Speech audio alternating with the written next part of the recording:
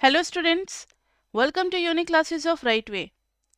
आज बच्चे हम लोग चैप्टर 2 के क्लास थर्ड में हैं और क्लास थर्ड में जो ऊपर मैंने लिस्ट बना रखा है x to the power n mod x by mod x, greatest integer x 1 by x e to the power x ln x, इन सब का ग्राफ बनाना सीखेंगे। और जब ये ग्राफ हमें आ जाएगा then we will move on modification. तो चलो सबसे पहले बच्चे हम लोग बनाते हैं graph y is equal to 1 by x का। y is equal to 1 by x को बच्चे हम लोग क्या कहते हैं? इनवर्स फंक्शन भी कहते हैं। क्यों कहते हैं इनवर्स फंक्शन? क्योंकि जैसे जैसे x बढ़ेगा, देखो ना, आप x की वैल्यू बढ़ाओ तो देखो तो जरा y की वैल्यू क्या होती है। 1 पे 1, 2 पे 1 बाई 2 वैल्यू कम हो गई 0.5, 3 पे 1 बाई 3 0.33, वैल्यू बहुत कम होती चली जा रही है। आपने पढ़ा होगा कि अगर x की वैल्यू बहुत ज़्यादा बढ़ा दे तो 1 बाई इंफिनिटी किसकी तरफ टेंड करने लगता है? जीरो की तरफ। पढ़ रखा है ये लिमिट में, क्लास 12th में सबने पढ़ा होगा। तभी तो ऐसे वाला कोई क्वेश्चन आता था 3 बाई एक्स और limit x tending to infinity, तो हम लोग क्या लिखते थे? जीरो। याद दिला दें, क्लास 12th में सबने पढ़ रखा है। तो इसका मतलब है कि 1 बाई एक्स जो है वो x के बढ़ने के साथ क्या होगा? कम होगा। और जैसे जैसे x कम होगा तब क्या होगा? Like x is equal to 1 by 2, तो y इज इक्वल टू आ जाएगा 1 बाई 2, यानी कि 2 ऊपर चला जाएगा, 2 ऊपर चला जाएगा। x is equal to 1 by 3 लेंगे, then y will become 1 by 3 is equal to 3। तो देखो ना, वैल्यू बढ़ती चली जा रही है। Value increases when x is less than 1 and here value decreases. Yes Lakshita और लक्षित, लक्षित डावर, आज आपकी फर्स्ट क्लास है यहाँ। ओके तो आज हम लोग ना चैप्टर 2 का बेसिक फंक्शन का ग्राफ कर रहे हैं, जिसके ऊपर बेस्ड होगा मॉडिफिकेशन। चैप्टर 2 में फंक्शन एंड देयर ग्राफ्स है। तो फंक्शन हमने कर लिया है। फंक्शन लक्षित, आप अपना माइक का म्यूट कर लो क्योंकि थोड़ी बहुत नॉइज आ रही है। और जब आपको पूछना होगा तभी आप अनम्यूट करना, या फिर आप चैट बॉक्स के थ्रू कुछ भी मेरे से पूछ सकते हो या जवाब दे सकते हो। ओके नाउ सी लक्षित, आपको यहाँ के बारे में सारा सिस्टम पता है, आपको मैसेज आता ही होगा। जब भी कोई नया बच्चा आता है तब हम एक बार उनको ये बात जरूर बताते हैं कि आपको इस नंबर पे मैसेज कर देना है, तो आपको सारे इन्फॉर्मेशन मिलते रहेंगे। नए नए कुछ भी इन्फॉर्मेशन होंगे कि हम लोगों का सॉफ्टवेयर चेंज हुआ है, प्लेयर चेंज हुआ है। ठीक है, हम लोग इस दिन ये चैप्टर कर रहे हैं, इस दिन एक्स्ट्रा क्लास लगी, इस दिन क्लास कैंसिल है, इस दिन क्लास प्रीपोन पोस्टपोन, जो भी होता है, नई बैचेज आएंगी, सबका इन्फॉर्मेशन आपको मिलता रहेगा। तो इस नंबर पे आपको अपना नाम, कॉलेज और MME1, ये बस 3 चीज़ें लिख करके आपको व्हाट्सएप कर देना। उसके बाद का सारा काम हम लोगों का है। नाउ सी इनवर्स फंक्शन में हम लोगों ने देखा, अभी इनवर्स फंक्शन का करें, अभी इतने सारे फंक्शन का ग्राफ बनाना बाकी है। कुछ फंक्शन का हमने लास्ट क्लास में भी देखा था, वो आपको मिल जाएगा क्लास। आज हम लोग क्लास थर्ड में है। देखो जरा, y is equal to 1 by x. अगर x की वैल्यू धीरे धीरे जैसे जैसे आप इंक्रीज करते हो, 1 2 3 से आपने इन्फिनिटी तक डाला, तो y में देखो ना वैल्यू क्या हो रही है? कम होती जा रही है। 1 से घट के 0.5, उससे घट के फिर 0.33, और जब हम इन्फिनिटी डाल देंगे तो हम कहाँ चले जाएंगे? जीरो की तरफ। तब हम कहाँ चले जाएंगे? जीरो की तरफ। नाउ सी तो y is equal to 1 by x inverse function, जैसे जैसे x की वैल्यू बढ़ रही है y की वैल्यू क्या हो रही है बताओ? कम होती जा रही है। और जैसे जैसे x की वैल्यू कम हो रही है y की वैल्यू देखो ना बढ़ती जा रही है। तो 1 पे होगा 1, -1 पे -1, और जैसे जैसे हम 2 जा रहे हैं तो 1 बाई 2, 3 जा रहे हैं तो और भी नीचे और भी नीचे, और इधर 1 बाई 2 पे जा रहे हैं तो और ऊपर। तो ग्राफ कुछ इस टाइप का होगा। समझ में आया? ये पॉइंट होगा लाइक 1 2, देखो ना, और ये क्या है हमारा? 1 है। दिस इज 1 बाई 2 पे 2 and this is 1 1, this is 2 1 by 2, like this वे। तो एक पैटर्न तो पता लग गया ना कि ग्राफ इस टाइप का होगा। और यहाँ पर भी इस तरीके से बच्चों, -1 पे तो -1, लेकिन जब आप -1 बाई 2 डालोगे तो -2 आएगा, और जब -2 डालेंगे तो क्या आएगा? -1 बाई 2 आएगा। तो ग्राफ कुछ इस टाइप का होगा। ये ग्राफ किसका बन गया बच्चे? 1/x का ग्राफ बन गया, 1/x का ग्राफ हो गया। यानी अगर हमें ज़रूरत पड़ेगी कभी भी मॉडिफिकेशन में 1/x का ग्राफ बनाने की, तो हम सीधा ये बनाएंगे। हमें एक्सप्लेन करने की ज़रूरत नहीं है कि ये ग्राफ कहाँ से आया, सीधा y इक्वल टू 1/x का ये बनाएंगे और बस 2 पॉइंट हमें लोकेट करना है, वो है 1 1 और -1 -1। इसी से पूरा शेप समझ में आ जाएगा। होता क्या है कि जब आप बहुत क्लोज जाते हो x इज इक्वल टू 0 के, देखो ये लाइट ब्लू कलर का जो लाइन मैंने ड्रॉ किया है ना, that is not exactly 0 but very near to 0। तो देखो ना, ये y भी काफी बड़ा हो जाएगा, तो graph will be like parallel, कभी भी टच नहीं करेगा। और चैप्टर 5 में पढ़ाएंगे आपको एजिम्टोड, 6 में पढ़ाएंगे, तो वहां पे आप जानोगे कि व्हाट इज एजिम्टोड। तो ये दोनों कभी भी टच नहीं करेंगे। इसको एक और नाम से जानते हैं हम लोग। अगर थोड़ा सा इसको टेढ़ा कर दो और अपने साइड नोटबुक को घुमा दो, तो आपको कुछ ऐसा नहीं दिख रहा? अगर ये एक्स एक्सिस और ये वाई एक्सिस है, तो एक ऊपर की तरफ एक नीचे की तरफ। इसको हम लोग क्या कहते हैं? हाइपर बोला। लेकिन ये हाइपरबोला दो लाइन के बीच में बाउंडेड है, जो कि रेक्टेंगुलर कोऑर्डिनेट सिस्टम भी हम इसको कहते हैं। इसको क्या कहते हैं? Rectangular coordinate system. और एक्स एक्सिस और वाई एक्सिस को कहते हैं रेक्टेंगुलर एक्सिस। तो इसको रेक्टेंगुलर हाइपरबोला भी कहते हैं बच्चे। मतलब हर हाइपरबोला रेक्टेंगुलर नहीं होता, सिर्फ y equal to 1/x type का ही रेक्टेंगुलर हाइपरबोला होगा, क्योंकि इसके जो एजिम्टोड होंगे वो x एक्सिस और y एक्सिस होंगे। और इस ग्राफ को आप कहोगे मैम हम लोग इको में क्यों पढ़ रहे हैं? तो माइक्रो में आपके टीचर सीधा आते होंगे और क्लास में आकर के सीधा ऐसे फंक्शन बना देते होंगे, ये लो डिमांड कर्व, इधर प्राइस लेते होंगे इधर डिमांड लेते होंगे, या उल्टा भी ले सकते हैं, डिमांड इधर और प्राइस उधर, सीधा ऐसे फंक्शन बना देते होंगे। आप कहते होगे कि हाँ हमें पता है कि डिमांड के बढ़ने से प्राइस कम होती है, तो इधर डिक्रीज होगा और इधर इंक्रीज होगा। डिक्रीजिंग फंक्शन का ग्राफ ऐसे ही होता है, लेकिन क्यों होता है, क्या शेप होता है, समझ में आ गया? मैथ्स में तो हम इधर का भी बनाते हैं, क्योंकि मैथ्स में तो एक्स भी नेगेटिव हो सकता है और वाई भी नेगेटिव हो सकता है, लेकिन इको में demand is always positive, price is always positive, इसलिए आपके टीचर सिर्फ माइक्रो वाले फर्स्ट क्वाड्रेंट में ही डिमांड फंक्शन का ग्राफ बनाते हैं। ठीक है बच्चे? इसमें भी शिफ्टिंग हो सकता है, एक्स में से कुछ माइनस करके आ जाएगा, प्लस करके आ जाएगा, वाई में कुछ प्लस माइनस करके आ जाएगा, लेकिन वो चीज़ हम लोग मॉडिफिकेशन में सीखेंगे। तो 1/x का ग्राफ क्लियर हो गया बच्चे? किसी को कुछ पूछना है? नो। तो अब हम लोग पॉलिनोमियल के ग्राफ पे आते हैं। इसमें हम लोग अभी करते हैं y is equal to x³ x5 x7 so on. कुछ पैटर्न देख रहे हो कि मैंने अभी सिर्फ ऑड पावर ही लिया है, मैंने अभी सिर्फ ऑड पावर लिया है, क्योंकि ऑड का ग्राफ अलग नेचर का बनता है और इवन का ग्राफ अलग नेचर का बनता है। इसके लिए आपको y is equal to x³ का ग्राफ ध्यान में रखना पड़ेगा, ये मैंने आपको बताया था लास्ट क्लास में। y is equal to x³ में 1 पे 1 -1 पे -1 और -1 और 1 के बीच में ओके। तो आप लोगों ने तो पढ़ रखा है, तो मुझे ज़्यादा डिटेल में बताने की ज़रूरत नहीं है, सबको पता है ना। इधर में बीच में ऐसे आएगा और फिर ऐसे आएगा और ये ऊपर की तरफ चला जाएगा और ये नीचे की तरफ चला जाएगा। This is the graph of y equal to x³। थोड़ा सा बड़ा बना देते हैं, क्योंकि इसी से कंपेयर करके फिर और भी ग्राफ्स बनाएंगे।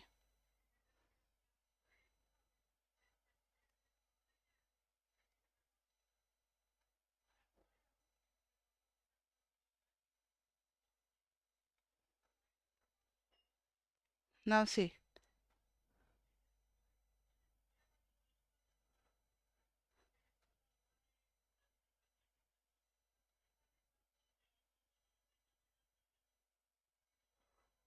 ये हो गया y is equal to x³ का ग्राफ, याद है आपको? अब हम लोग बनाने हैं वाले हैं y इक्वल टू x⁵ का ग्राफ।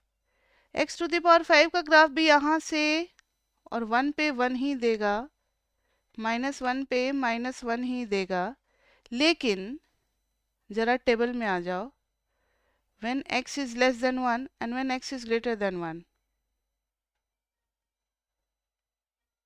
यहाँ देखो x इज इक्वल टू कुछ ले लो 1/2। तो अभी हम लोग y is equal to x cube का ग्राफ देखने बचे, तो यहाँ पर था 1/8। तो अगर ये 1/2 है तो दिस वाज 1/8। लेकिन अब y इज इक्वल टू,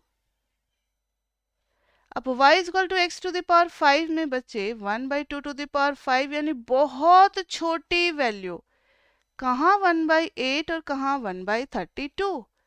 तो 1/32 बच्चे इससे भी नीचे आ जाएगा। ये बना दिया मैंने नीचे लाइक दिस वे।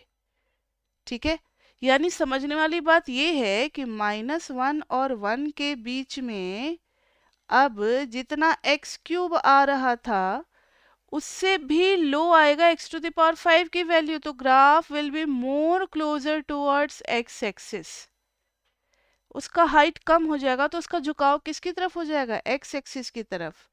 और इधर थोड़ा और ज़्यादा बढ़ने लगेगा, क्योंकि आप बड़ी वैल्यू ले लो लाइक 2, तो 2 का क्यूब हो जाएगा 8, और इधर कहाँ 32। तो इसमें हम लोग 2 पे 8 को ही मैच कर रहे थे, अब 2 पे 32, तो graph will be more steeper. ये बात आ रही है समझ में। तो बनेगा तो वही शेप, लेकिन कॉम्पेरेटिव स्टडी करेंगे तब हमें पता चलेगा कि किससे किस में बदलाव आएगा। शेप एक ही जैसा बनेगा, यानी एक्स क्यूब, x5, x7 का ग्राफ अगर आपको अलग अलग दे दिया जाए तो आप बिल्कुल नहीं पता लगा पाओगे कि कौन सा एक्स क्यूब का है, कौन सा x5 का है, कौन सा x7 का है। लेकिन जब तीनों ग्राफ को एक ही ग्राफ पेपर पे बनाओगे तब पता लगेगा कि जो ग्राफ -1 से 1 के बीच में थोड़ा ऊपर है वो कम पावर वाला है। देखो जैसे थोड़ा सा और क्लोज हो जाएगा ये ग्रीन वाला ग्राफ, ठीक है, और थोड़ा स्टिपर हो जाएगा। तो ग्रीन वाला ग्राफ किसका है, एक्स टू द पावर 7 का है। अब आप समझ चुके हो शेप सबका वही बनेगा, लेकिन बस कंपैरेटिव स्टडी से पता लगेगा कि क्या उसमें थोड़े थोड़े चेंजेस आने हैं। अब आप कहोगे मैम एक समय ऐसा आएगा कि जब एक्स टू द पावर 25 पे आप पहुंचोगे तो आपका ग्राफ बिल्कुल ऐसे नीचे से जाने लगेगा और ऐसे हो जाएगा। नहीं, ऐसे नहीं होता। शेप सबका हमेशा वही बनेगा बच्चे, वही बनेगा।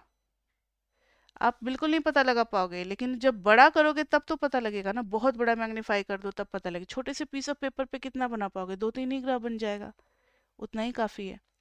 समझ में आया। तो सारे ऑड डिग्री टर्म का ग्राफ का शेप जो है वो बिल्कुल एक्स क्यूब के शेप जैसा ही होगा। क्लियर है। अब बड़े इवन पावर के ग्राफ पे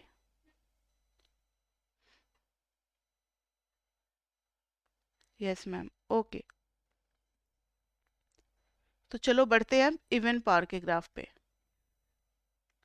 like y is equal to x square, x4, x6, like this way. ये जितने भी लॉजिक बता रहे हैं ना इसको याद रखना। ऐसा नहीं कि ये सिर्फ चैप्टर 2 में ही यूज होना है, ये 6, 9 कहीं भी यूज हो सकता है। एक बार फिर से हम लोग कर्व स्केचिंग 9th चैप्टर में भी सीखेंगे, मैक्सिमा, मिनिमा और कॉन्केविटी कॉन्वेक्सिटी के through.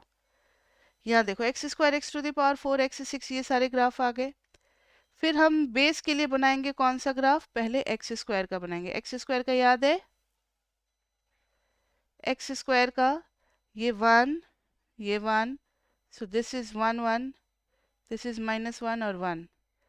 now see y is equal to x square is अगर ये ऐसा ग्राफ है,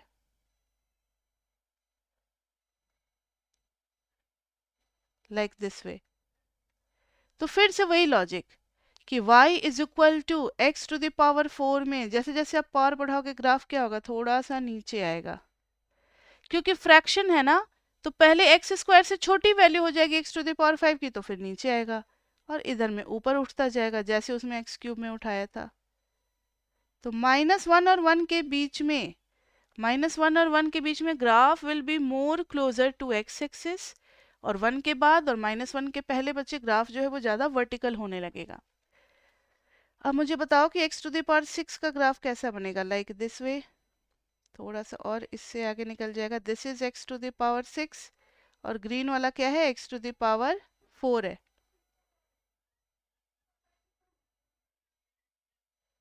it's like this way.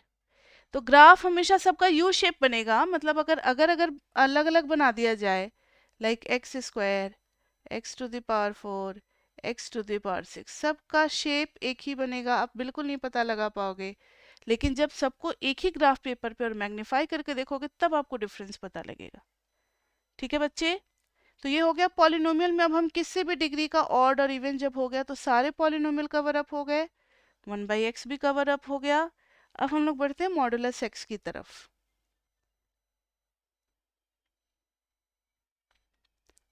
y is equal to mod x, ये तो थोड़ा थोड़ा मैंने आपको चैप्टर 1 में बता दिया है। Mod x is equal to हम लोग लिखते हैं x, अगर x पहले डिफाइन कर देते हैं, y is equal to mod x is equal to x if x is positive और minus x if x is negative. x is positive का मतलब क्या हो गया, अगर इसके अंदर 5 डालेंगे तो बाहर में आएगा 5, क्योंकि 5 जो था वो पॉजिटिव था। और -5 डालेंगे तो -5 यानी कि +5। क्यों, क्योंकि ये नेगेटिव था तो माइनस लगाएंगे तब जाकर के ये क्या बनेगा, पॉजिटिव। और 0 पे 0। ठीक है, अब देखो इस टाइप का ग्राफ हम लोग कैसे बनाते हैं।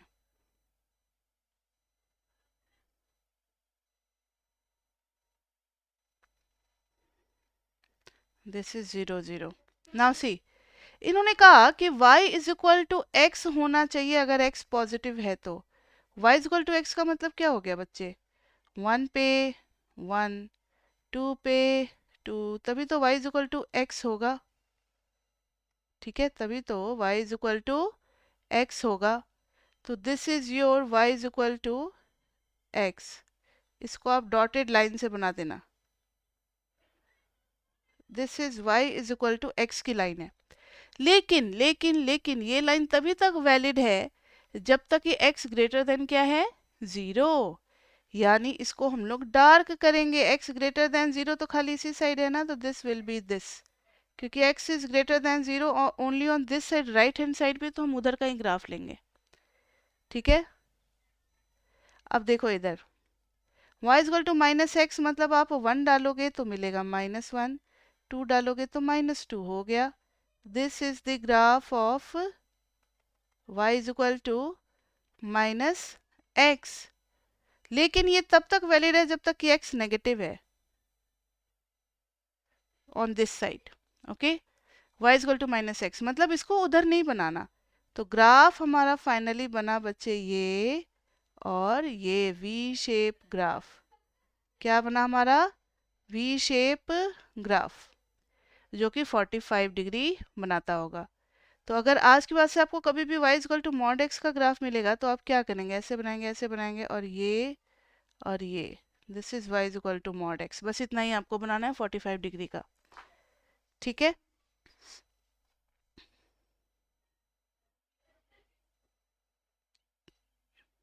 चलो उसके बाद से आते हैं हम लोग किस पे, इसमें किसी को कोई doubt y equal to mod x पे। एक बार ग्राफ कर लेते हैं, फिर ना वापस से ग्राफ से हम लोग डोमेन रेंज निकालना सीखेंगे। तो मॉड x कर लिया। Now signum function, signum function में किसी किसी बुक में ये भी मिलेगा और कभी कभी मॉड x बाई एक्स भी मिलता है, कोई फर्क नहीं पड़ता। This is called signum function, Singham नहीं है, ये सिग्नम फंक्शन है। और यहाँ पर इस बच्चे को हम लोग कहते हैं मॉडुलस या फिर एब्सोल्यूट वैल्यू फंक्शन। मॉडुलस और absolute value function. Now see, signum function का थोड़ा सा देखना कि वाइज थोड़ा सा 2-4 वैल्यू लेकर के देखते हैं कि इसका ट्रेंड क्या है, कैसा बिहेवियर है। 1 लेते हैं तो 1/1 कैंसिल होकर के 1, 2 लेते हैं तो फिर ऊपर में भी 2 नीचे में भी 2 कैंसिल होकर के 1, 3 लेते हैं 1, मतलब कुछ भी लेते हैं 1 ही आ रहा है। 2.7 लेते हैं तो भी 1 ही आ रहा है कट कटा करके। थोड़ा सा नेगेटिव ले लेते हैं, 0 पे तो डिफाइंड होता नहीं है, नेगेटिव ले लेते हैं, -1 पे ऊपर में आ जाएगा -1 और नीचे में आ जाएगा मॉड के अंदर -1, तो ये हो जाएगा -1/1 इज इक्वल टू -1। फिर ले लेंगे -2, तो -2 बाई मॉड के अंदर में -2 यानी -2 बाई +2 कितना आ गया, -1। ये क्या हो रहा है, कुछ पता लग रहा है कि हर नेगेटिव के लिए -1 और हर पॉजिटिव के लिए +1 आ रही है y की वैल्यू। यानी ग्राफ में हर x के लिए 1 अगर पॉजिटिव है और हर नेगेटिव के लिए -1। So this is your graph like this way and this way. ये ग्राफ बना हमारा, ठीक है, ये बना हमारा ग्राफ। तो y इज इक्वल टू अगर आता है सिग्नम फंक्शन तो हम शॉर्टकट में बस यही ग्राफ बनाएंगे, सीधा ये बनाएंगे, ये बनाएंगे, 1 दे देंगे, एक इधर हो गया ग्राफ हमारा। इसको ऐसे एरो बना देंगे ताकि किसी को पहचान में आ जाए कि this is x axis and this is y axis. Zero पे अगर दिया रहेगा तब हम जीरो को डिफाइन करेंगे, वरना जीरो पे छोड़ देंगे, ठीक है। अब आते हैं ग्रेटेस्ट इंटीजर x पे। समझ में आ रहा है अभी तक, या किसी को कोई डाउट वाउट है? आ रहा है तो आगे बढ़े। अब 3 फंक्शन रह गए हैं, ग्रेटेस्ट इंटीजर, एक्सपोनेंशियल और logarithm. Yes ma'am, okay. Now see y is equal to greatest integer x। किसी को पता है ग्रेटेस्ट इंटीजर x के बारे में? जरा बताना, कुछ क्वेश्चन पूछ रहे हैं। y इज इक्वल टू 2.9, क्या इसकी वैल्यू होगी? जल्दी बताओ, सब पढ़ के आए हुए हो। 3। चलो 3। और अगर ग्रेटेस्ट इंटीजर में 2.01 लेंगे तब 2। 3 क्यों बोला और 2 क्यों बोला, ये तो तुमने अप्रोक्सीमेट कर दिया। ग्रेटेस्ट इंटीजर का मतलब होता है बच्चे 1 2 3। 2.9 इज हेयर। ये किस किस इंटीजर के बीच में फंसा हुआ है? 2 और 3 के बीच में। तो इससे जस्ट छोटा इंटीजर कौन सा आ रहा है? 2। तो आंसर विल बी 2। 2.01 कुछ भी है तो 2 और 3 के बीच में, तो लेफ्ट में जस्ट बड़ा इंटीजर कौन सा है? 2 है, तो आंसर विल बी 2। लेकिन अगर 3 होता तो हम आंसर 3 लिखते, 2 होता तो हम आंसर 2 लिखते। अब जरा बताओ कि 5.37 की वैल्यू कितनी होगी? 5 होगी। और अब बताओ कि -3.9 की वैल्यू कितनी होगी? 2। और -3.1 की भी वैल्यू बतानी है। 2 बोला, वो भी गलत, क्योंकि इधर देखो तो आप हो -4 और -3 के बीच में। नंबर लाइन पे हमेशा देखते हैं ना, इमेजिनेशन में ही नंबर लाइन बनता है। नंबर लाइन तो इतनी बड़ी चीज है कि बहुत जगह फंक्शन में काम आ जाता है। सीधा फंक्शन में जब भी हम डोमेन और रेंज देखते हैं, नंबर लाइन में देख लेते हैं एक्स की वैल्यू। तो नंबर लाइन पे ये आ रहा है -3 और -4 के बीच में, तो लेफ्ट में कौन सा है? -4, तो आंसर विल बी -4। ये -3.1 भी यही है, तो आंसर विल बी -4। लेफ्ट वाला इंटीजर ले लेते हैं, अगर वो खुद इंटीजर है तब तो वही होगा, नहीं है तो लेफ्ट वाला लेते हैं। ठीक है, अब समझ में आ गया। जैसे ग्रेटेस्ट इंटीजर 0 होगा तो हम 0 ही लेंगे, क्योंकि ये खुद एक इंटीजर है। तो देखो इसका ग्राफ कैसे बनाते हैं। इसका मतलब 11th-12th में ये ग्राफ वगैरह पे ध्यान नहीं दिया होगा, नहीं आता है पेपर में तो बच्चे नहीं पढ़ते इसको ध्यान से। यहाँ देखो, 0 पे 0, इफ दिस इज 1 तो 1 पे तो 1 ही मिलना है, तो ये सब तो पॉइंट होंगे ही ग्राफ के। 2 पे 2 मिलना है, 3 पे 3 मिलना है, इधर -1 पे भी क्या मिलना है? -1, -2 पे -2 और -3 पे -3। नाउ सी, अगर x बिटवीन 0 एंड 1 है, अगर x बिटवीन 0 एंड 1 है, तो ग्रेटेस्ट इंटीजर के हिसाब से 0.1 हो, चाहे 0.2 हो, चाहे 0.9 हो, सबकी वैल्यू क्या निकल करके आएगी? 0। 0 ही आएगी। Very good. तो graph will be like this way, मतलब इसको इंक्लूड करते हुए ऐसे। अब फिर 1 और 2 के बीच में बच्चे सबकी वैल्यू क्या आएगी? 1 ही निकल करके आएगी। 2 और 3 के बीच में सबकी वैल्यू ये निकल करके आएगी, लाइक दिस वे। अब -1 और 0 के बीच में कोई भी होगा, सबकी y की वैल्यू क्या आएगी? -1, इधर से लाइक दिस वे। ठीक है, तो graph will be like this way. ये कभी कभी आपको स्टेप जैसे जैसे ऐसे नहीं लगता कि सीढ़ी पे आप जंप करके फिर यहाँ से यहाँ जंप करके जा रहे हो, तो इसको हम लोग कभी कभी स्टेप फंक्शन भी बोलते हैं, due to its shape of graph, step function. ठीक है, यहाँ तक हो गया। तो अब आगे जो कुछ हम लोग ग्राफ पढ़ने जा रहे हैं वो चैप्टर 8 का पार्ट है, 8 बिफोर 9 जो आता है, एक्सपोनेंशियल एंड लॉगरिथम। लेकिन जब यहाँ पर हम लोग ग्राफ कर ही रहे हैं, मॉडिफिकेशन कर ही रहे हैं, तो क्यों ना एक्सपोनेंशियल और लॉगरिथम का भी यहीं कर लिया जाए। इसलिए मैंने सबका ग्राफ एक बार चैप्टर 2 में करा दिया, फिर एक बार चैप्टर 9 में कराएंगे। तो देखो, next function is exponential function. Exponential function, पहले इसका थोड़ा सा आइडिया लेना पड़ेगा कि what is an exponential function. y is equal to e to the power x, या अभी e to the power x छोड़ दो। मैंने अगर आपको a to the power b कहा तो बचपन में आपने पढ़ा होगा a को क्या कहते हैं बच्चे, बेस, और b को क्या कहते हैं, एक्सपोनेंट, जिसको कि हम लोग पावर या रेज्ड टू या जो भी बोलते हैं। ठीक है, तो ये हो गया, b हो गया हमारा exponent and a is the base, a is the base. अब आ जाओ, अगर मैंने y इज इक्वल टू लिख दिया x टू द पावर 5, तो इसमें बताओ कि y किस पे डिपेंड कर रहा है, बेस पे या एक्सपोनेंट पे।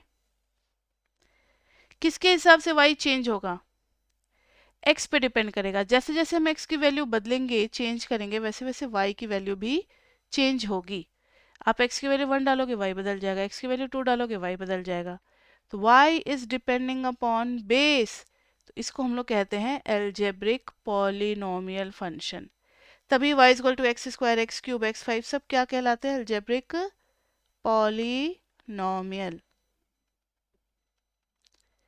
अब है y इज इक्वल टू, अगर मैंने 5 टू द पावर x दे दिया, तो now which is variable, base और एक्सपोनेंट, जल्दी बताओ। Exponent is variable and y is depending upon, now this time y is depending upon exponent. तो ये हो गया एक्सपोनेंशियल फंक्शन। तो दोनों में फर्क समझ में आ गया। एक्सपोनेंशियल फंक्शन में y will depend upon the power of the base and algebraic polynomial में y will depend upon the base only। यानी y is equal to 2 to the power x, 1 by 2 to the power x, 3 to the power x, 1 by 4.7 to the power x, ये सब क्या है, exponential function है। e to the power x सब exponential function है, लेकिन उनमें ना e to the power x कुछ खास है। क्या खासियत है इनकी, कि इनको कहा जाता है नेचुरल एक्सपोनेंशियल फंक्शन। बहुत सारे कांस्टेंट ढूंढे गए हैं मैथ्स में, स्टैट्स में, फिजिक्स, केमिस्ट्री, बहुत जगह, लेकिन पूरे मैथमेटिक्स में सिर्फ आपके ऐसे दो नंबर हैं पाई और ई, जो कि ट्रांसीडेंशियल नंबर की कैटेगरी में आता है। ट्रांसीडेंशियल नंबर मतलब आज तक जिसकी वैल्यू खोजी नहीं गई है। कहोगे मैम पाई की तो वैल्यू हमें पता है, पाई तो हम लिख देते हैं 22/7, बट डेसिमल फॉर्म में कितना होगा 3.14, तो हम अप्रोक्सीमेट करके लेते हैं ना, क्योंकि एग्जैक्ट वैल्यू तो इसकी आती ही नहीं है। आपके पास कैलकुलेटर है, मोबाइल है, साइंटिफिक कैलकुलेटर होगा, उसमें निकाल करके देखो तो 22/7, ये देखो मैंने 22/7 किया, आपको स्क्रीन पे दिख रहा है।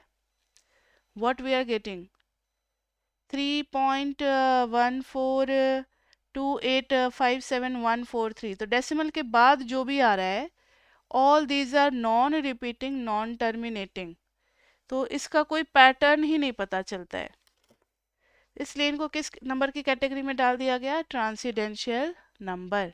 वैसा ही ई भी है, ई को कहा जाता है ओयलर्स कांस्टेंट। ओयलर वाज मैथमेटिशियन, वो एक मैथमेटिशियन थे, उन्होंने काफ़ी कुछ डिस्कवर किया था, तो उनके नाम पे पड़ गया ऑयलर्स कांस्टेंट। और ई की वैल्यू भी, अभी हम आपको ई की वैल्यू बता सकते हैं क्योंकि मेरे पास साइंटिफिक कैलकुलेटर है।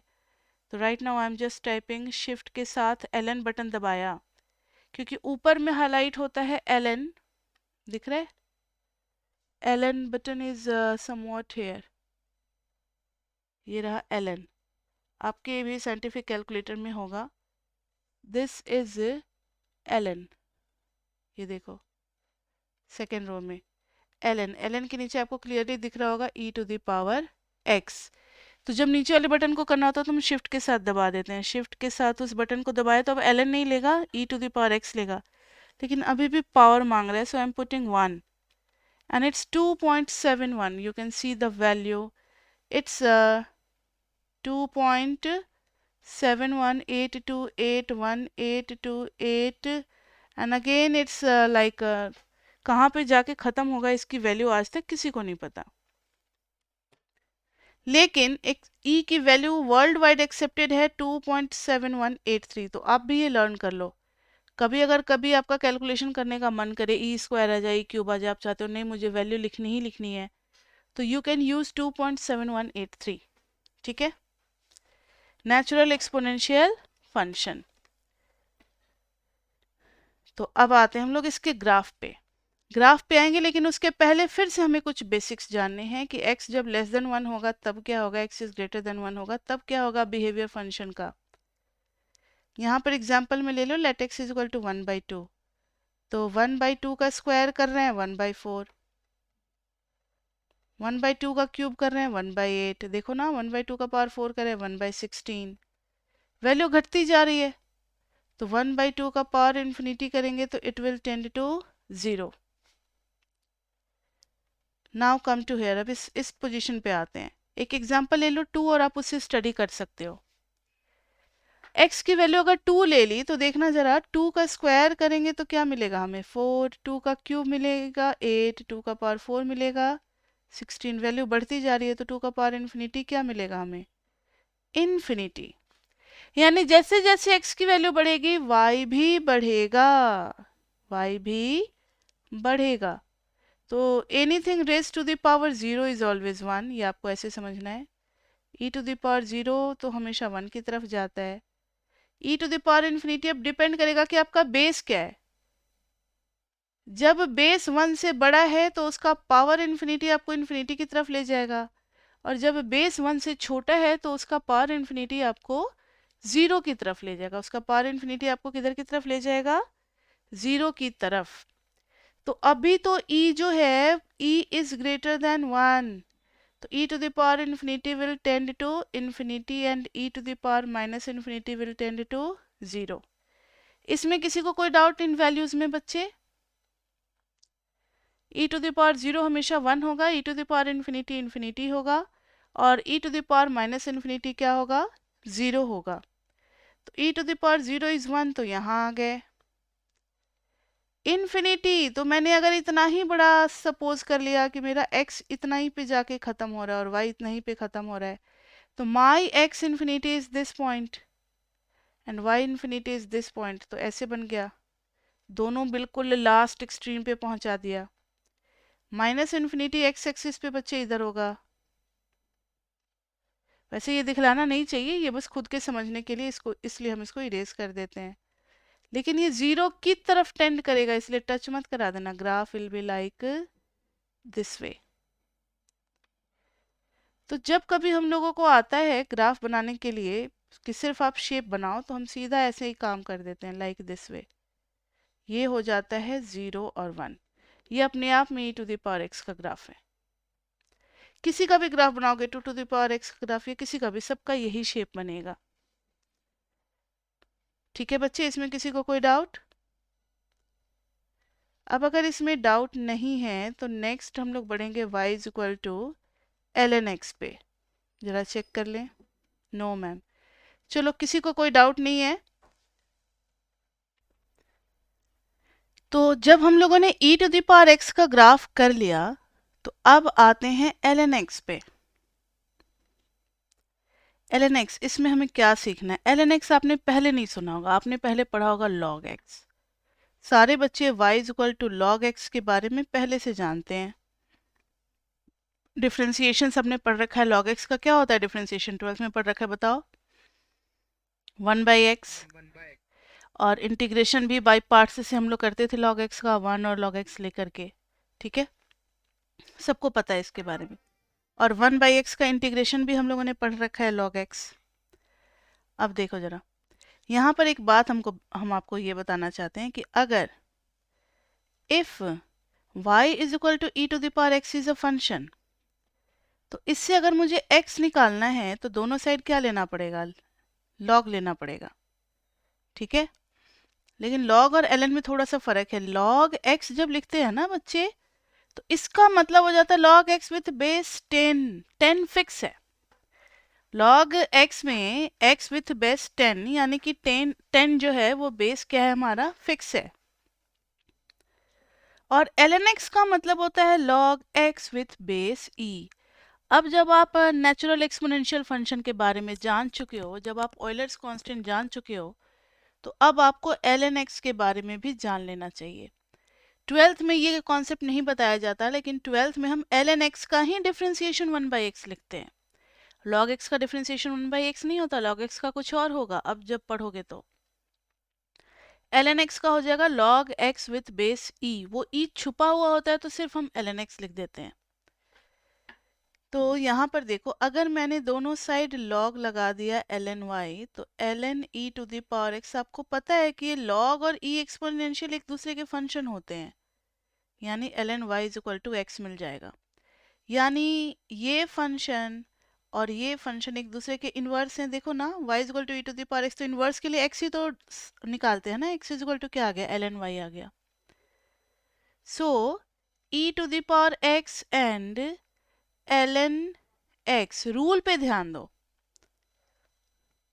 इधर x है, इधर गए तो e to the power x गए और किस फंक्शन में डाला, e to the power x में। अगर मैंने ln x में डाला e to the power x को, तो फिर मिल जाएगा x, क्योंकि आप ln किसका निकालोगे, e to the power x का निकालोगे। अब x की जगह इसकी वैल्यू डालोगे, ठीक है। तो दोनों एक दूसरे के क्या है, इनवर्स फंक्शन है। ln x are inverse of each other. और इनवर्स है तो एक और फायदा है आपके पास कि ln e to the power x मिलेगा तो आप सीधा x लिख देना, या e to the power ln x मिलेगा तो भी आप सीधा x लिख सकते हो, क्योंकि e और ln एक दूसरे को कैंसिल कर देते हैं। और graph of inverse function is, एक और लॉजिक आपको बताने जा रहे हैं, तो इसको आप नोट बना करके कहीं पर लिख लेना। Graph of inverse function is mirror image, graph of inverse function is mirror image about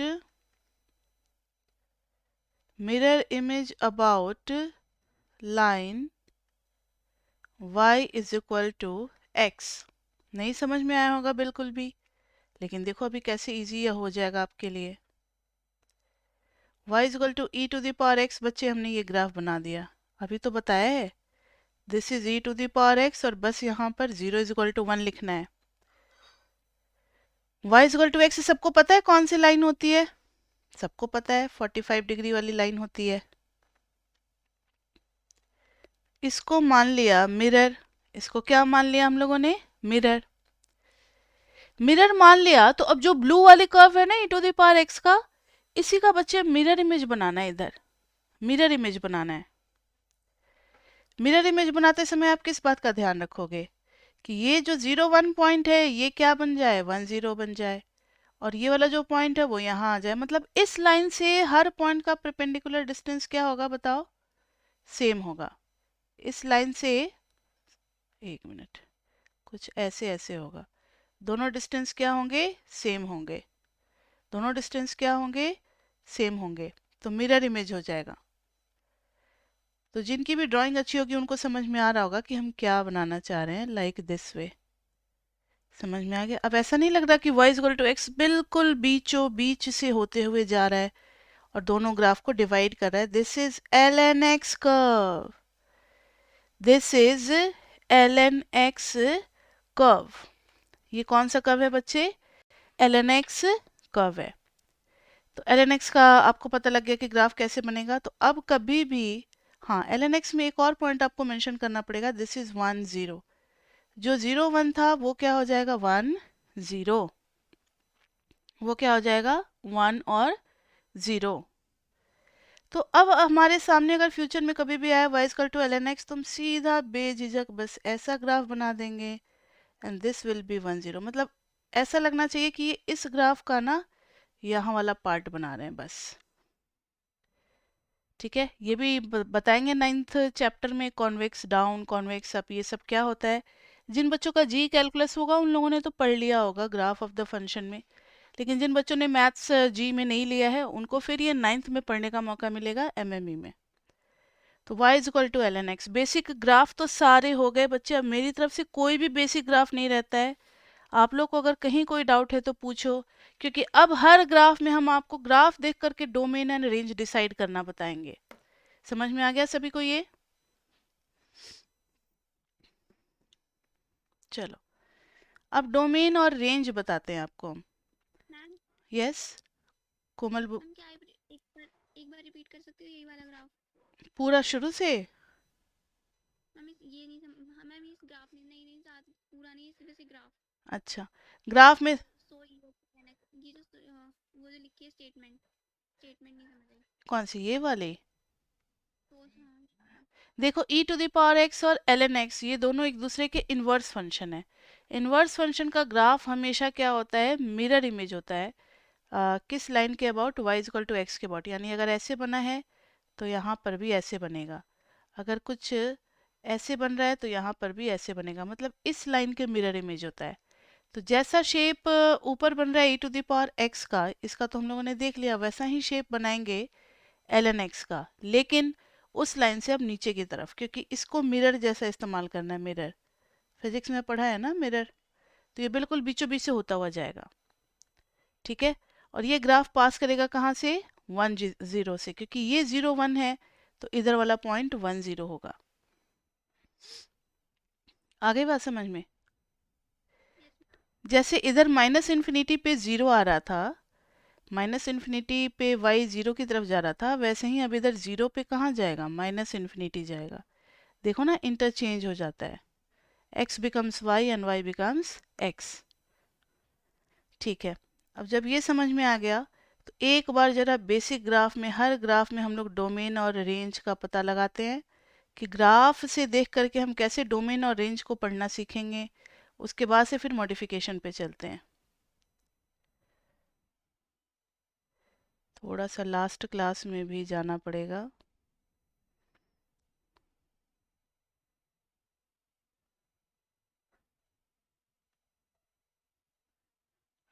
second degree पे आ गए, अब लीनियर पे आ रहे हैं। ठीक है, बेसिक फंक्शन ग्राफ। यहाँ देखो, डोमेन, डोमेन के लिए हम ये देखते हैं कि इस ग्राफ में हम कौन कौन सी x की वैल्यू ले सकते हैं। x की वैल्यू के लिए आप कट करोगे एक वर्टिकल लाइन, हर जगह एक वर्टिकल लाइन जो है वो क्या कर रहा है, इसको कट कर रहा है। Everywhere vertical line is cutting the graph, इसका मतलब है डोमेन पूरा रियल नंबर हो गया। डोमेन क्या हो गया, पूरा रियल नंबर, यानी हम x की कोई भी वैल्यू ले सकते हैं। ध्यान से देखो कोमल, अगर हम हर जगह वर्टिकल लाइन ड्रॉ कर दें और वो एक ग्राफ को कट कर रहा होगा, आप कहोगे कि मैम नहीं कट करेगा। अगर हम यहाँ वर्टिकल ले लें तो इतना तो आप समझते हो ना कि ये लाइन तो अभी आगे भी जाएगा ना, तो फिर कट करेगा ही करेगा। मैंने तो बस इतना ही दिखाया है। तो हर जगह वर्टिकल लाइन अगर ग्राफ को कट कर रहा है, इसका मतलब है कि हर x के सामने कोई ना कोई क्या मिल रहा होगा हमें, y मिल रहा होगा। हर x के सामने, हर x के सामने कोई ना कोई क्या मिल रहा होगा, y मिल रहा होगा हर x के सामने। ठीक है, तो डोमेन हो गया पूरा रियल नंबर। अब उल्टा चलो, हॉरिजॉन्टल लाइन बनाओ। क्या आप ऐसा कोई भी हॉरिजॉन्टल लाइन ड्रॉ कर पा रहे हैं जो कि इसको नहीं कट करेगा, लाइन को? नहीं, मुझे तो नहीं मिला। हर जगह हॉरिजॉन्टल लाइन क्या कर रहा है, कट कर रहा है पैरेलल टू एक्स एक्सिस। इसका मतलब है कि हर y के लिए कोई ना कोई क्या मिल रहा है, बताओ, x मिल रहा है। समझ में आ रही है बात? हर y के लिए कोई ना कोई क्या मिल रहा है हमें, x मिल रहा है। इस y के लिए भी कोई ना कोई x है। समझ में आया बच्चे ये कॉन्सेप्ट वर्टिकल और हॉरिजॉन्टल लाइन का? ये बहुत ज़रूरी है, ये आपको कोई भी टीचर नहीं बताएगा, आपको कहीं भी नहीं मिलेगा ये। लेकिन क्वेश्चन इससे होते हैं कि which values of x is possible, which values of y are we can't take, we can't assume, इस टाइप के क्वेश्चंस होते हैं। तो वहाँ पे आपको ये वाला दिमाग लगाना पड़ सकता है। रेंज भी बच्चे पूरा रियल नंबर हो जाएगा। ये समझ में आ गया हॉरिजॉन्टल और वर्टिकल लाइन का। याद रखना डोमेन के लिए वर्टिकल उल्टा, बच्चों को लगता है हॉरिजॉन्टल क्योंकि डोमेन के लिए एक्स होता है तो एक्स एक्सिस के पैरेलल बनाना है, नहीं उल्टा होता है। वर्टिकल क्योंकि वर्टिकल लाइन काटेगा ना एक्स एक्सिस को, तो हमें एक्स की वैल्यू वर्टिकल लाइन के कट करने से मिलेगी, इसलिए हम डोमेन के लिए वर्टिकल लाइन का देखते हैं और रेंज के लिए किसको देखते हैं, हॉरिजॉन्टल लाइन का देखते हैं। ठीक है, next is now linear function में हो गया तो हर लीनियर फंक्शन का डोमेन और रेंज क्या होगा, पूरा का पूरा रियल नंबर होगा। लेकिन अगर ऐसा लीनियर फंक्शन मिल गया जो कि पैरेलल होगा किसके, एक्स एक्सिस के, तो इसका डोमेन तो बच्चे आप हर जगह वर्टिकल लाइन तो ड्रॉ कर लोगे ना, तो इसका डोमेन क्या हो जाएगा, पूरा का पूरा रियल नंबर, क्योंकि देखो ना एक्स एक्सिस के हर पॉइंट को आप ढूंढ पा रहे हो। लेकिन जब आप हॉरिजॉन्टल लाइन बनाओगे तो हर हॉरिजॉन्टल लाइन उस ग्राफ को नहीं कट कर रहा, किस ग्राफ को, इस ग्राफ को। जैसे मैंने यहाँ जो हॉरिजॉन्टल लाइन बनाया ये इस ग्राफ को नहीं कट कर रहा, ग्राफ हमारा कहाँ है, ये है, तो ये हॉरिजॉन्टल लाइन नहीं कट कर रहा। ग्राफ मान लो अगर k है तो रेंज में सिर्फ एक ही वैल्यू आ रहा है k, y की वैल्यू जो आ रही है। तो इतना तो अब आप लोग देखने लायक हो चुके हो और इतने समझदार आप लोग हो कि डोमेन और रेंज अब ग्राफ देख करके आप लोग लिख दोगे। तो चलो पूछते हैं, जहां जहां पूछेंगे वहां वहां आपको बताना होगा। इस ग्राफ का डोमेन बताओ क्या होगा, जो ऊपर में ग्राफ है y equal to x square का, कोई बता सकते हो।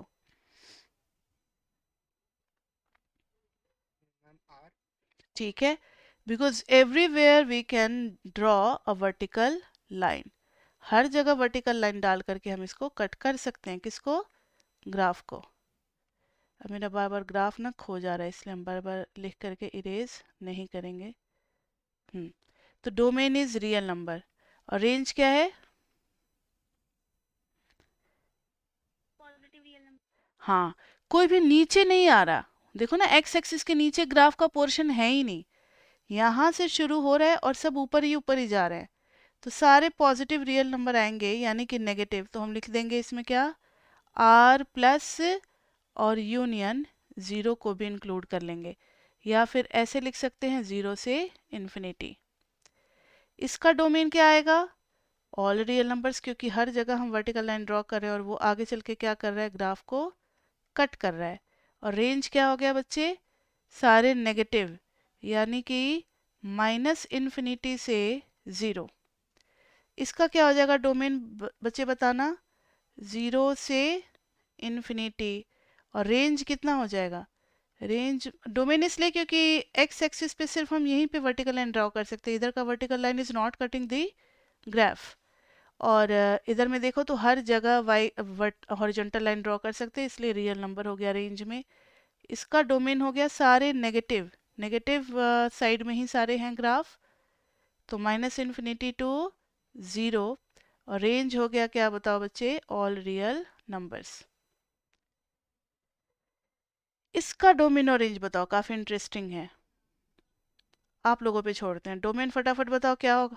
यस, ये, मैम आप एक बार पिछले वाले पे चली जाएंगी ग्राफ पे। हाँ हाँ बोलो कौन सा इसमें। वाई स्क्वायर, मैम जो y square is equal to x है, हाँ ये वाला इसके ग्राफ, लिए डोमेन कैसे आएगा। डोमेन के लिए देखो आप इस पे वर्टिकल लाइन ड्रॉ करोगे ना, ये ब्लू कलर के ग्राफ पे वर्टिकल लाइन तभी कट कर रहा है जब वो वर्टिकल लाइन कहाँ है, राइट साइड में हम ड्रॉ कर रहे हैं। देखो ना सिर्फ इन्हीं एक्स के सामने कुछ मिल रहा है, इन्हीं एक्स के सामने मिल रहा है, क्या इस एक्स के सामने कोई वाई मिल रहा है ग्राफ का, ग्राफ है ही नहीं तो क्या मिलेगा, बात आई समझ में। तो एक्स नेगेटिव पॉसिबल नहीं है, इसमें सिर्फ एक्स इज पॉजिटिव।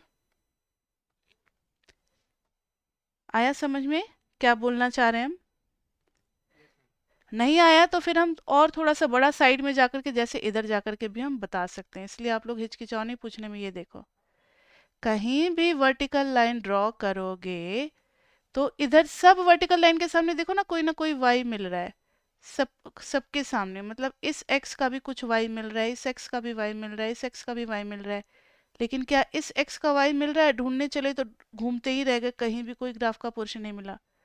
जीरो पे तो जीरो मिला लेकिन जीरो के इधर कोई भी एक्स नहीं आ पाया डोमेन में, इसलिए हम लोग कहते हैं कि इसका डोमेन क्या हो गया, पॉजिटिव। वैसे ही इसका डोमेन क्या हो गया, खाली नेगेटिव अलोंग विथ जीरो। ठीक है, अब इधर आ जाओ, इस ग्राफ को देखो और मुझे बताओ कि आप कहाँ से कहाँ वर्टिकल लाइन ड्रॉ करोगे तो वो पर्पल वाले ग्राफ को कट करेगा।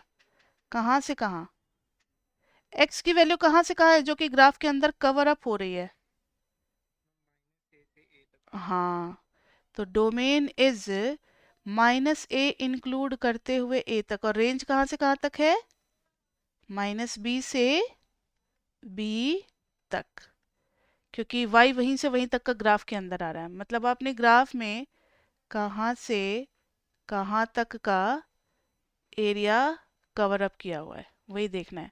तो this is x is equal to -a से +a तक गए, and this is y is equal to -b से कहाँ तक गए, +b तक गए।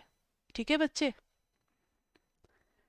चलो सर्कल का भी तो आप लोग बड़ी आसानी से बता दोगे। इसका डोमेन क्या है, -4 to 4, और रेंज क्या है, -5 to 5। काम खत्म इसका। हाइपरबोला का अभी आप बता सकते हो डोमेन, इसका जल्दी बताओ कहाँ से कहाँ तक है। डोमेन में ये वाला पार्ट इंक्लूडेड नहीं है क्योंकि येलो वाला ग्राफ है ना हमारा हाइपरबोला का, तो हम लिख देंगे -इन्फिनिटी से -a तक तो आ रहे हैं, और फिर a से शुरू हो जा रहा है हमारा ग्राफ, और जो जा रहा है कहाँ तक, इन्फिनिटी तक। समझ में आई बात, क्योंकि वर्टिकल लाइन हम यहीं पर ड्रॉ कर सकते हैं। वर्टिकल लाइन ड्रॉ करने का मतलब है कि इन सभी x के लिए कुछ ना कुछ y मिल रहा है। देख रहे हो, ये जो हम लोग बनाते हैं ये सब आपको पता है या नहीं, ऐसे ग्राफ बना करके और कहते हैं कि इस x का y मिल रहा है, ये इस x का ये y मिल रहा है, ये सब समझ में आता है ना आपको। यानी इसमें हर इन सारे x का कुछ ना कुछ y मिल रहा है, लेकिन इस x के सामने कहीं y मिल रहा है नहीं, इसने कहीं भी ग्राफ को कट किया ही नहीं, इसलिए उस बीच वाले पोर्शन को उड़ा दिया। रेंज क्या हो जाएगा, सारी हॉरिजॉन्टल वैल्यूज एक्सेप्टेबल है, तो पूरा का पूरा real numbers, all real numbers. Okay, hyperbola में किसी को कोई डाउट।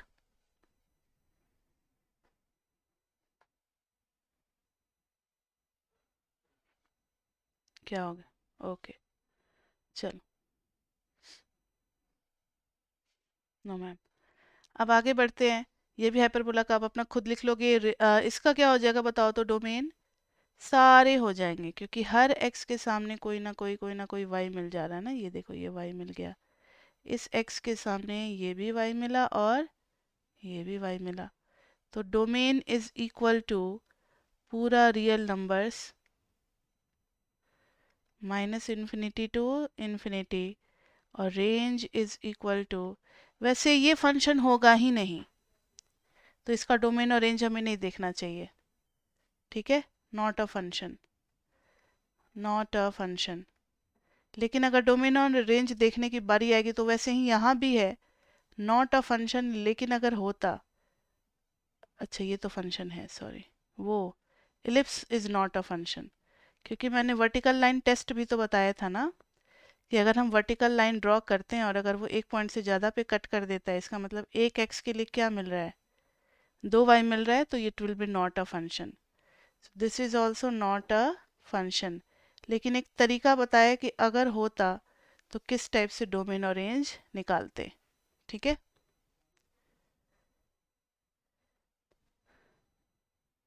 अब आ जाओ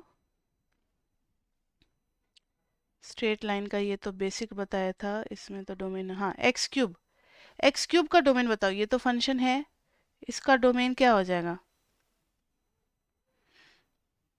अगर डोमेन के नज़रिए से देखोगे तो वर्टिकल लाइन के हिसाब से हर जगह हम लोग कर सकते हैं, तो ऑल रियल नंबर्स, और रेंज भी क्या हो जाएगा बताओ, ऑल रियल नंबर्स। एक दो जगह और करेक्शन कर लो, मैंने डोमेन रेंज बताते बताते तो उनमें भी बता दिया था, लेकिन एक दो जगह और फंक्शन नहीं होंगे, जो ये वाले दोनों पार्ट नहीं थे वर्टिकल लाइन के हिसाब से, नॉट अ फंक्शन, ये फंक्शन नहीं है, नॉट अ फंक्शन, क्योंकि वर्टिकल लाइन एक से ज़्यादा जगह पे कट कर रहा है। ये दोनों का सही है लेकिन उसका सही नहीं है। ठीक है, आगे बात समझ में। तो जब फंक्शन ही नहीं होगा तो उसका डोमेन रेंज हम डिस्कस ही क्यों करेंगे। अब है y equal to x cube में आपको दिख रहा है कि आप जैसे ये वाला ग्राफ है, इसमें हर जगह आप वर्टिकल लाइन ड्रॉ करो और हर जगह हॉरिजॉन्टल लाइन ड्रॉ करो, सब जगह पॉसिबल है ग्राफ। तो domain range is real number and range is also real number. अब y is equal to 1/x में जरा डोमेन और रेंज बताओ। इसमें डोमेन क्या होगा? पूरा माइनस इन्फिनिटी टू इन्फिनिटी, लेकिन बस एक वैल्यू एक्सक्लूडेड है, वो है जीरो। जीरो नहीं आएगा क्योंकि जीरो पे फंक्शन एग्जिस्ट ही नहीं करेगा ना 1/0, तो जीरो नहीं होगा। ठीक है, रेंज क्या हो जाएगा? रेंज में आप हर जगह हॉरिजॉन्टल लाइन ड्रॉ कर देंगे, हर जगह हर जगह हर जगह। बस ये वाला जो है ना लाइन, इसके सामने ग्राफ कभी मिलेगा ही नहीं। तो रेंज में भी पूरा का पूरा रियल नंबर में से सिर्फ एक ही निकल जाएगा, वो है जीरो। क्योंकि जब y is equal to 1/x है तो it is not defined for x is equal to 0, तो x भी जब निकालेंगे तो वो भी 1/y आ जाएगा and that is not defined for y is equal to 0। इसलिए डोमेन में से भी जीरो जाएगा और रेंज में से भी जीरो ही निकलेगा। अब वैसे ही इन सब का भी डोमेन और रेंज तो सेम ही होगा क्योंकि सेम शेप बन रहा है, इनका भी डोमेन और रेंज सेम होगा। मॉडुलस फंक्शन का डोमेन बताओ। इसका डोमेन है पूरा का पूरा रियल नंबर्स, यानी कि पूरा का पूरा माइनस इन्फिनिटी टू इन्फिनिटी। लेकिन रेंज क्या है? इंटीजर। नहीं, इंटीजर नहीं, जीरो टू इन्फिनिटी। इंटीजर क्यों? क्या रैशनल नहीं है? ये लो 1.5 के सामने भी कोई ना कोई x मिल गया 1.5, और एक क्या दो दो मिल गए, यानी ये मिनिमम फंक्शन है। ठीक है, तो इंटीजर नहीं, वो तो उसमें आएगा, ग्रेटेस्ट इंटीजर में आएगा। इसमें रेंज क्या होगा? Zero to infinity. Signum function में आ जाओ, इसमें डोमेन क्या हुआ? ऑल रियल नंबर्स, लेकिन सिर्फ जीरो पे डिफाइन नहीं है क्योंकि 0/0 की आज तक वैल्यू किसी को पता ही नहीं है। ये हम चैप्टर 6 में आपको कराएंगे इनडिटर्मिनेट फॉर्म में, जब लिमिट पढ़ा रहे होंगे, या चैप्टर 4 में भी करा सकते हैं। कि 0/0 की आज तक किसी को वैल्यू नहीं पता। ऐसे 7 वैल्यूज हैं, 7 फॉर्म है, 7 इनडिटर्मिनेट फॉर्म्स है जिनकी वैल्यू हम नहीं निकाल सकते। उसमें से एक ये है 0/0। तो डोमेन हो जाएगा ऑल रियल नंबर्स, क्योंकि हर x के सामने देखो कुछ ना कुछ y तो मिल ही रहा है, हर x के सामने कुछ ना कुछ y मिल रहा है। अब रेंज लेंगे तो रेंज विल बी सिर्फ 1 और -1, तो -1 एंड 1। रेंज क्या हो गया? सिर्फ -1 और 1 आ गया। ठीक है बच्चे, और कुछ नहीं आएगा। ग्रेटेस्ट इंटीजर में वो बात होगी जो आप बोल रहे थे। इसका रेंज बताओ, डोमेन बताओ। पहले डोमेन क्या होगा? यहाँ पर आपने ध्यान नहीं दिया कि हम यहाँ पे कुछ भी डाल सकते हैं, कुछ भी √3 √2 जो भी मर्जी हो सब डाल सकते हैं। किसी ने क्या मुझे रोका कोई x लेने से? नहीं। तो डोमेन पूरा का पूरा रियल नंबर हो जाएगा -इन्फिनिटी टू इन्फिनिटी। लेकिन रेंज में खाली इंटीजर्स आएगा, और इंटीजर्स को हम z से रिप्रेजेंट करते हैं। देखो ना, रेंज में खाली 0 1 2, कहाँ चला गया, -1 -2 ऐसे ही आ रही हैं वैल्यूज। तो रेंज में सिर्फ इंटीजर्स आएगा। अब एक्सपोनेंशियल फंक्शन में क्या किसी ने मुझे कोई x डालने से मना किया? नेगेटिव x डालो तो भी वैल्यू मिलेगी, 0 डालो तो भी मिलेगी, पॉजिटिव x डालो तो भी मिलेगी। तो इसमें हो गया डोमेन बच्चे सारे के सारे रियल नंबर्स। रेंज बता सकते हो कितना होगा? ग्राफ सिर्फ x एक्सिस के ऊपर है, यानी नीचे आया ही नहीं, तो कोई भी y नेगेटिव नहीं होगा। और 0 पे भी हम ओपन लेंगे। 0 पे क्या लेंगे? ओपन, क्योंकि 0 को टच नहीं करेगा। ठीक है, ln x का देख करके बताओ, ln x का देख करके बताओ कि डोमेन और रेंज क्या होगा। ln x को देखोगे तो डोमेन में कौन सी x की वैल्यूज नहीं ले सकते? x इज इक्वल टू 0 भी नहीं ले सकते और नेगेटिव भी नहीं ले सकते। यानी ln x हम सिर्फ पॉजिटिव वैल्यू का ही निकाल सकते हैं, क्योंकि देखो ना ग्राफ जो है वो सिर्फ इसी साइड है, तो ना ही इसको और ना ही नेगेटिव को कट किया, कहीं किया ही नहीं। रेंज कितना है? रेंज इज कहीं भी आप हॉरिजॉन्टल लाइन ड्रॉ करोगे सब कट करेगा, तो रेंज पूरा का पूरा माइनस इन्फिनिटी टू इन्फिनिटी हो जाएगा। ठीक है, तो यहाँ तक में क्या किसी को कोई डाउट है? नहीं है। आज के क्लास का नंबर क्या था बच्चे, बताना मुझे। 4th था आज का क्लास ना। बेसिक ग्राफ हो गया, अब नेक्स्ट क्लास में हम लोग करेंगे मॉडिफिकेशन। मेरे ख्याल से 4th ही था, तो नेक्स्ट क्लास पे बढ़ते हैं। क्लास 5th, क्लास 5th जिसमें हम लोग मॉडिफिकेशन ऑफ ग्राफ करेंगे।